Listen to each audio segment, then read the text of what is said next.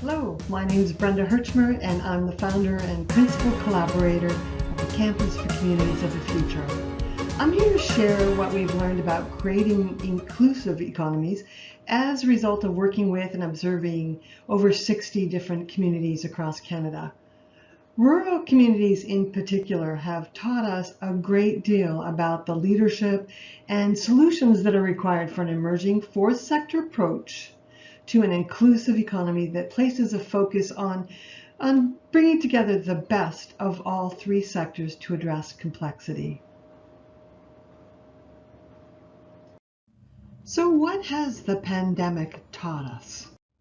Well, we've learned that health, social, and economic needs are intrinsically linked. We know that ignoring the vulnerable puts us all at risk. And we've learned that global issues are problems without passports that need both international and localized solutions. We've learned our systems really are broken. But we've also seen that collaboration and networks provide a significant return on investment. But that also means impactful solutions requires leaders who empower their stakeholders. We've also learned that growth and innovation occurred when more priority was placed on a different kind of collaboration, one that ensured stakeholders and citizens came together from different sectors in order to address broader ecosystems that in turn nurtured multiple interconnected initiatives and ultimately a more comprehensive, more transformative kind of collaboration. Today's reality is that there's often an imbalance between economic development and quality of life.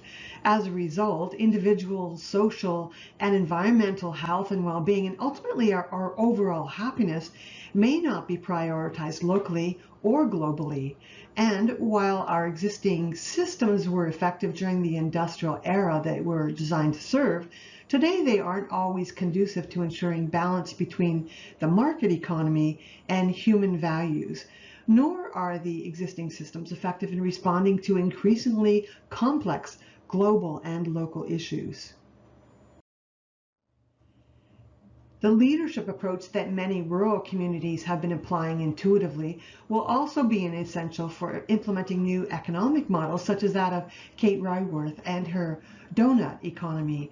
Donut economics advocates for a model that ensures no one falls short on life's essential, from food and housing to healthcare and political voice, while at the same time ensuring that collectively we don't overshoot and put pressure on our Earth's life-supporting systems.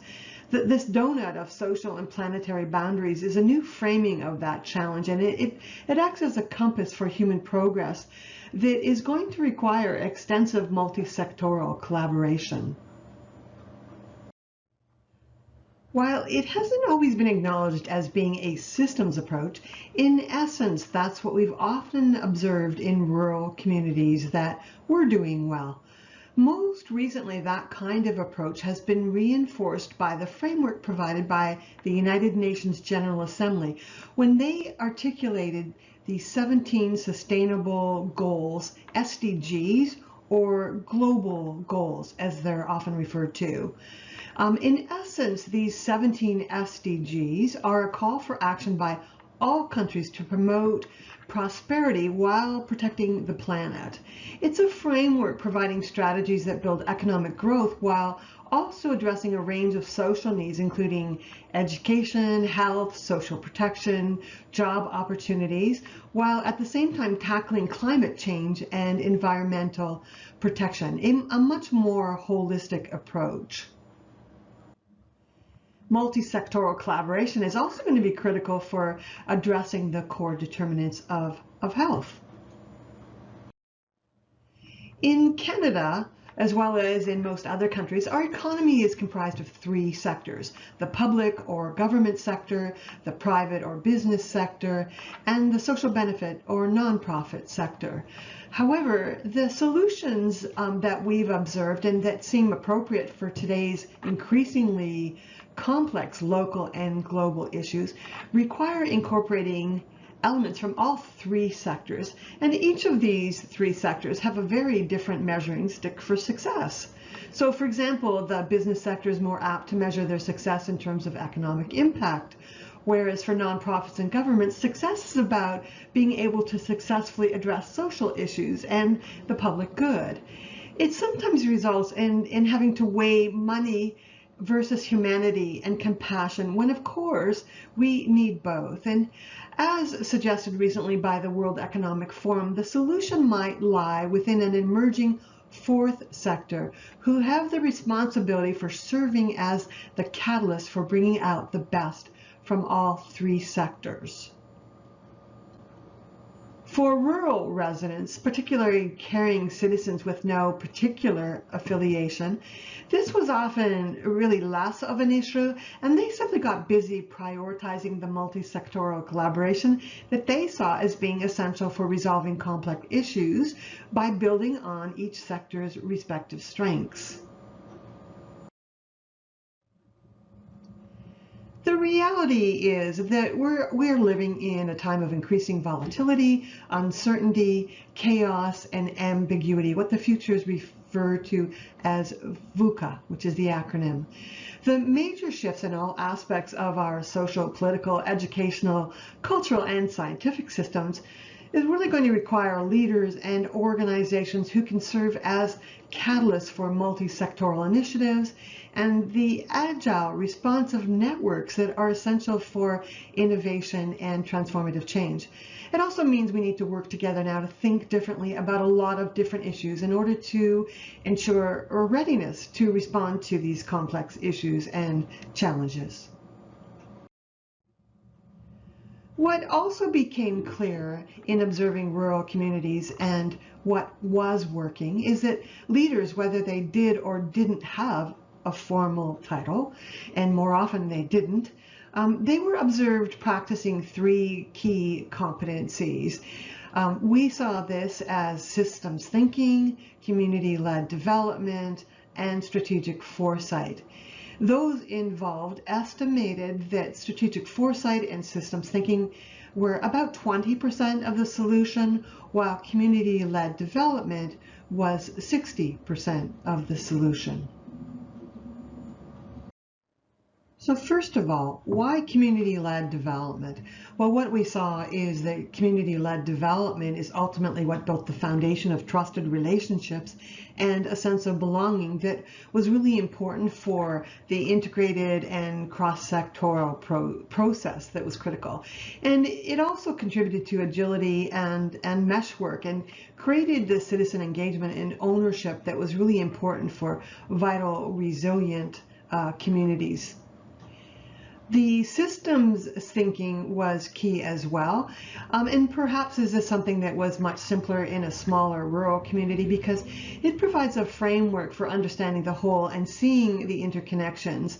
It really did a lot to uncover root causes and solutions for complex issues, and I think probably most importantly it generated new ways of thinking, of creativity, and more innovative, transformative approaches. The strategic foresight was sometimes a piece that had been missing in rural communities, but it really helped those in those communities help to see that change comes from both the world as well as from ourselves. And that promoted more anticipation and readiness for both the expected and unexpected global and local changes. And I think it provided strategies to influence change within the spheres of influences of those communities and gave them more confidence and hope for the future. So what else was different about the overall leadership? Well, what we saw in those communities that were successful is that they responded to the complex social, economic, and or environmental issues, and they weren't afraid to tackle those. They placed an emphasis on work that really emphasized multi-sectoral collaboration. They engaged diverse stakeholders in the broader community and really did see them as being part of developing and owning innovative solutions. And this future-focused piece, this leading-edge strategic foresight, also played a key role in terms, especially in terms of bringing all those different sectors together. We were able to articulate competencies for this kind of leadership. Each of these 8 competencies were really generated by people in those communities themselves in terms of what they wanted to see in leaders. They've all been developed with performance indicators. They've been well tested. There's learning opportunities attached to them, and we believe they are ready to scale or at least serve as a jumping off point. So in addition to the leadership competencies, what we also learned is that organizations and enterprises also needed to have competencies, not only to deal with their internal capacity, which is probably quite typical, but more so it was about their competencies for working externally to collaborate with others. And so it's a different kind of assessment that went a little bit deeper and also wider in terms of looking at collaboration from a multi-sectoral perspective and what capacity would be needed. So that's what we've had to share in this short video. There will be ideally more opportunities to discuss this in the actual session, but feel free at any time to reach out to me at Herchmer@campusforcommunities.ca. Thanks so much. Talk soon.